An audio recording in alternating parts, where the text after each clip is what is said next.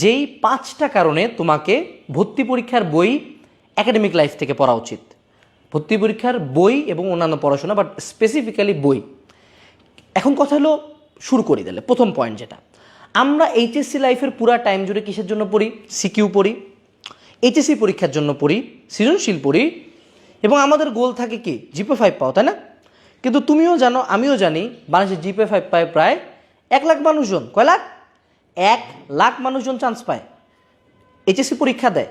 এখন একটা জিনিস বুঝো যে এই 1 লাখ মানুষজন যারা এইচএসসি পরীক্ষায় জিপে 5 পাচ্ছে, এই সবাই কি চান্স পাবে ভর্তি পরীক্ষায়?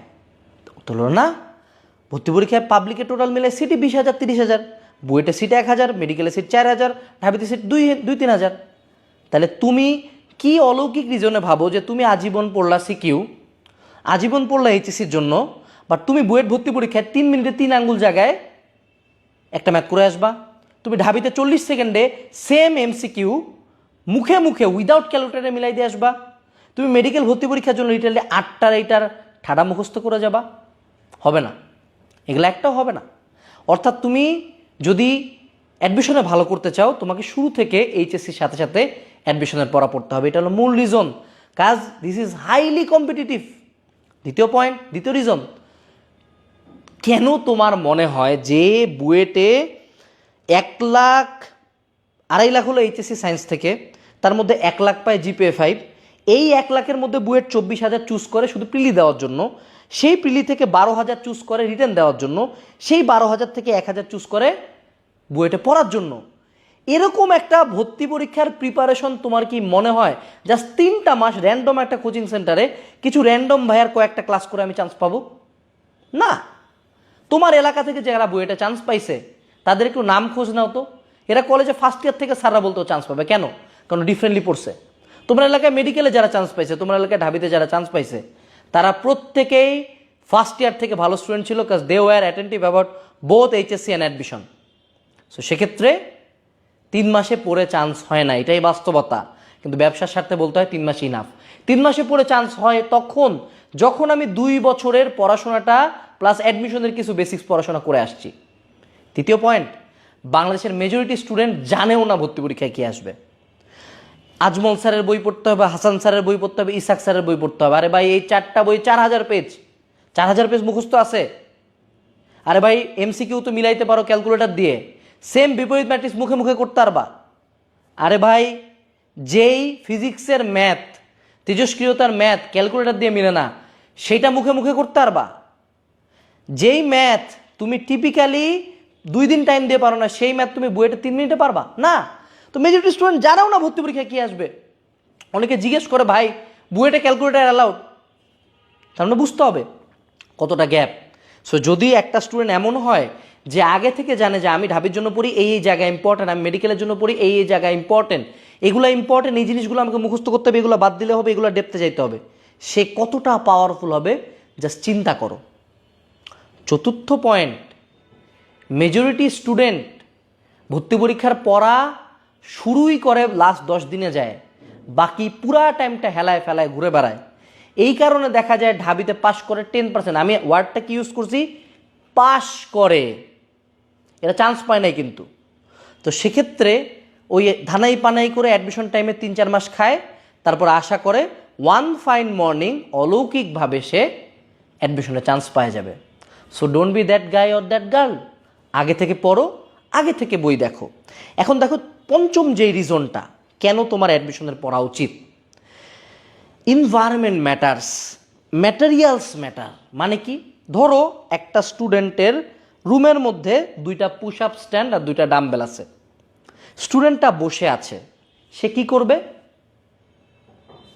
একটু হলেও পুশ আপ দিবে, 10 দিনে 1 দিন হলেও এক্সারসাইজ করবে, রাইট? সেম একটা স্টুডেন্টের রুমে আমি একটা লাইটার আর 1 প্যাকেট সিগারেট দিয়ে রাখলাম, she is a non smoker, he or she is a non smoker. 1 দিন, 2 দিন, 3 দিন, 10 দিন, জাস্ট ইন্টারেস্ট এবং শয়তানের খুচখুচিতে সে একদিন একটা ধরাবে, শেষ। ওই দিন থেকেই ডান, পুরা লাইফ ডিস্ট্রয়েড, কোনো দিন বের হইতে পারে না কেউ। তার মানে তোমার হাতের কাছে যা থাকবে তুমি এটা দেখবা, তুমি এটা ইউজ করবা। It can be good or it can be bad. So টেবিলের মধ্যে জাফরি বাল সারের একটুখানি বিজ্ঞান টুনটুনি টুনটুনি, তারপরে কঠিন হিমু উপন্যাস, এগুলো রাখার তো দরকার নাই। তোমার টার্গেট অ্যাডমিশন, ফেলাও ওগুলা। এগুলা বাদ দিয়ে টেবিলের মধ্যে অ্যাডমিশনের 4-5টা বই রাখো। যদি কোনো দিনও না পড়ো, ধরো 2 পেজ পড়লা, 4 পেজ পড়লা, একটা চ্যাপ্টার পড়ার পরে একটু রিডিং পড়লা, তাও কি পড়লা? অ্যাডমিশনের পড়া যেটা দিয়ে তোমাকে জাজ করবে, তাও তুমি কাজের কিছু একটা পড়লা। বাট তুমি কি পড়তেছো টুনটুনি টুনটুনি। এটাই তো ঝামেলা, যে বই আমার দরকার ছিল সে বই আমার টেবিলে নাই। সো মুদ্রা কথা, যদি তোমার সামনে অ্যাডমিশনের বই থাকে, ফাঁকা টাইমে কিছু হইলেও তুমি পড়বা, যেটা বাংলাদেশের 90% স্টুডেন্ট কোনোদিন পড়েই না। এরা প্রথম অ্যাডমিশনের বই দেখে, উদ্ভাসে যায়, প্রথম দিন 2 কটুয়া বই ধরায় দেয়, ওই নিয়ে হাঁপায় হাঁপায় আসে ফার্মগেটে। ওই দিন প্রথম দেখে আইলা এতগুলা বই, আইলা জাদু, এবং শেষ করতে পারে না। জাস্ট টেবিলে বই থাকে, কোচিং যায় আসে, চান্স পায় না। সো মুদ্রা কথা একটাই, সামারি একটাই, অ্যাডমিশনের বই শুরু থেকে পড়তে হবে, শুরু থেকে বই কিনতে হবে। এখন কথা হলো কী পড়বো, কোন বই পড়বো, এখানে কোশ্চেন আছে। এই জায়গায় তুমি 2 টাইপের বই দেখবে। এগুলো হলো টিপিক্যাল অ্যাডমিশনের হাতির মতো বই। এই বই যদি টেবিলে থাকে তাহলে টেবিলের খুঁটে ভাঙে যেতে পারে, এটা একটা অপশন। এটা কিন্তু আমারই পাবলিকেশন, হ্যাঁ, এটা পরে পড়ার জিনিস। আর আরেক টাইপের বই আছে, এই বইগুলোর বেটার ভার্সন, বিগত বছরের কোশ্চেন অ্যানালাইসিস করা, এবং যেই বই থেকে আমরা লাইভে আসে প্রুফ দেই, ড্রাইভ লিঙ্ক দেয় যে দেখ দেখ এই যে দেখ এই যে আসছে এই যে দেখ। এই বইগুলো হলো analysis series. Engineering, medical, varsity, বিডিরও আছে, সিওরও আছে। তোমার যেইটাই টার্গেট হোক না কেন, যেইটাই টার্গেট হোক না কেন, তুমি এই বইগুলো জাস্ট টেবিলে রাখো।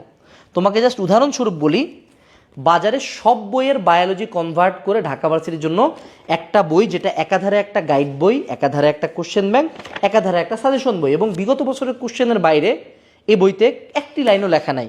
সেম গোস ফর মেডিকেল, বাজারের 7-8টা রাইটারের সব ইনফরমেশন যা আসার মতো সব এখানে আছে, সাইজটা দেখো। সেম গোস ফর ইঞ্জিনিয়ারিং, ইঞ্জিনিয়ারিংয়ের গাইড মানে তো হাতির সমান হওয়ার কথা, বাট হয় নাই। সো এই বইগুলা বর্তমানে রকমারি অনলাইন বই মেলাতে আমরা একটা ট্রেন্ড শুরু করতে যাচ্ছি, যে যারা ফার্স্ট ইয়ার সেকেন্ড ইয়ারে আছে তারাও যাতে অ্যাডমিশনের বই পড়ে। এই বইগুলা প্রত্যেকটা একটা বিশেষ ডিসকাউন্ট দিয়ে বিক্রি হচ্ছে, স্টক ক্লিয়ারেন্স সেলের মতো। সো এই বইগুলা সুন্দর মতো কিনে নিজের টেবিলে রাখবা। যে কোনো একটা চ্যাপ্টার একাডেমিক পড়ার পরে এই বই বা অন্য যে কোনো একটা অ্যাডমিশনের বই থেকে একটু চোখ বুলাই নিবা, সামর্থ্যে যতটুক কুলায় বোঝার চেষ্টা করবা। এইটাই কেউ করতেছে না। এখন একটা কোশ্চেন আমাকে করতে পারো কিছু প্রিয় সুপ্রিয় মেধাবী শিক্ষার্থীরা, যে ভাইয়া এখন তো বই কিনলাম, অ্যাডমিশন টাইমে কিনতে হবে কি না। কথা হলো যে বাবা, তুমি বার্গার খাও না, বার্গারের দাম কত টাকা? 350 টাকা, 400 টাকা। ফোনের নেট ঢুকা মাসে কত টাকা? 400-500 টাকা, তাই না? তো এই এক একটা বই ওরকম 400-500 টাকা। তুমি কি জানো বাংলাদেশের প্রাইভেটে পড়তে নর্মালি কত টাকা লাগে? মিনিমাম 15 থেকে 20 লাখ ভালোগুলাতে, আর খারাপগুলোতে 10 লাখ থেকে শুরু হয়। এই বইগুলো 400-500 টাকা। আগে থেকে পড়লে চান্স পাওয়ার পসিবিলিটি থাকে।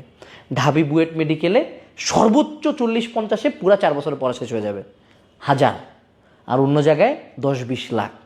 সো এই জায়গায় অ্যাডমিশন টাইমে আরেক সেট বই 500 টাকা দিয়ে কিনলে দুনিয়া ধ্বংস হয়ে যাবে না? 2 বছরে 2 সেট বই কিনে 500-500 1000 টাকা। এতটাও গরিব তুমি না যে 1000 টাকা তোমার কাছে নাই। তো আজকেই এই বইগুলো অর্ডার করো এবং নিজের অ্যাডমিশনের প্রিপারেশনটা শুরু করো। আসসালামু আলাইকুম, টাটা।